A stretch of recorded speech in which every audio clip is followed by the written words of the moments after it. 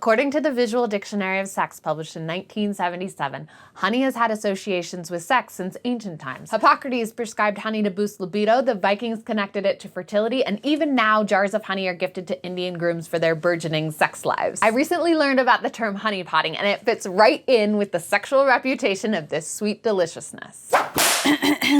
The term honeypotting was popularized by the 2014 film The Interview, in which a super smart government agent uses her cleavage, cute bangs, and fake glasses to persuade a media moron to assassinate the leader of North Korea. She did research to know what would entice him specifically, and then used this information to secure her mission, to honeypot him. Honeypot. Deliberately appeal to the less rational parts of another's brain, like their emotions and sex drive, to advance a personal agenda. Computer programmers use it, spies use it, some of you probably partake. It's really methodical, like clickbaiting. They stalk you, know what hooks will work, and then they put them in place, and the next thing you know, you're doing exactly what they wanted, as if you had come up with the idea yourself. It's an uncomfortable thing to accept, even if the outcome is noble. Somebody played you. Examples: Katniss Everdeen, Saffron from Firefly, and Dr. Grace Augustine from Avatar. In comparison, Honey Dick, Honey Dick, Honey Dick, Honey Dick. All of these men in their acting roles portrayed someone who used sex or sweet talk to manipulate another person into playing a part in their plot. Here's another term for you: honey trapping. This is when a private detective uses seduction to test whether or not someone is having affairs. Or less officially,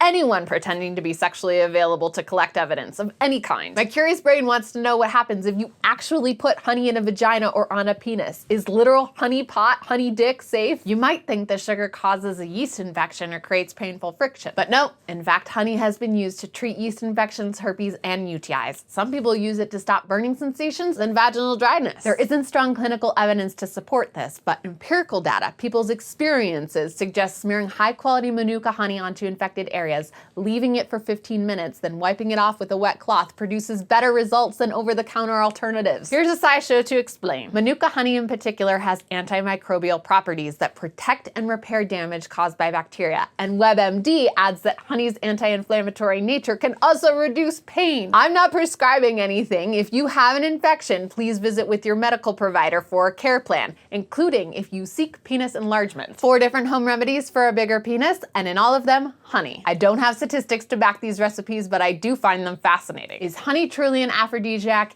Does it have healing properties? What is it about those bees? Michael Smith, a PhD candidate at Cornell University, is currently finishing his study of reproductive investment and honeybee colonies. Essentially, he's studying bee puberty. Before this, he studied honeybee stings. The scale of pain for honeybee stings on 25 different parts of his body. What he found is that the penis is actually one of the top 3 most painful places he got stung, just after his upper lip and nostril. Scrotum was number 4. I wonder about how a vulva would handle the sting. Would honey soothe that wound? Could we honeypot someone into letting us sting them? Stay curious. Thank you to everyone on Patreon for making this channel possible. I love sharing new curiosities each week. If you're not already, please subscribe, like, and share, and be a part of sex educating the universe.